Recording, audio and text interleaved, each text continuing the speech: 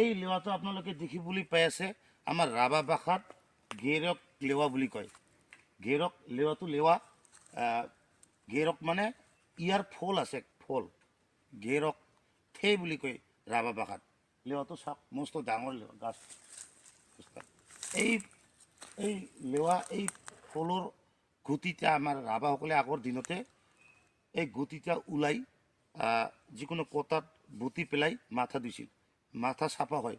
চেম চাবোনৰ দৰে ফেনা ওলায় এই গুটিৰে মাথা ধুলে।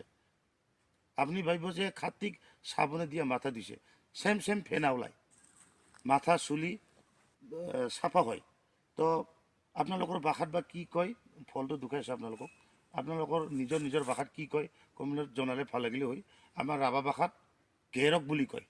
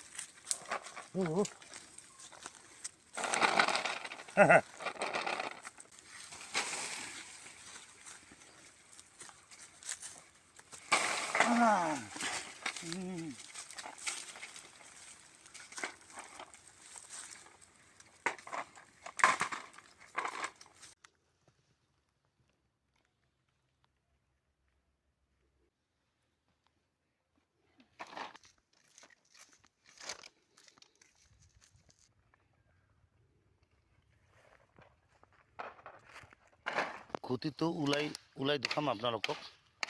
গুটিটো কেনেকুৱা চাই লওক আপোনালোকে। এই বগা মাংস আছে না, এইটো কটাত ভালদৰে বুটি লয়, বুটি মাথা চুলি ধুই আগৰ আমাৰ ৰাভাসকলে চুলি চাফা হয়। চেম চাবোনৰ দৰে ফেনা ওলায়। আপুনি ভাবিব যে চাবোনে দিয়া মাথা ধুই আছে, শ্বেম্পু যেনেকৈ ফেনা ওলায় তেনেকৈ ওলায় এতিয়াও।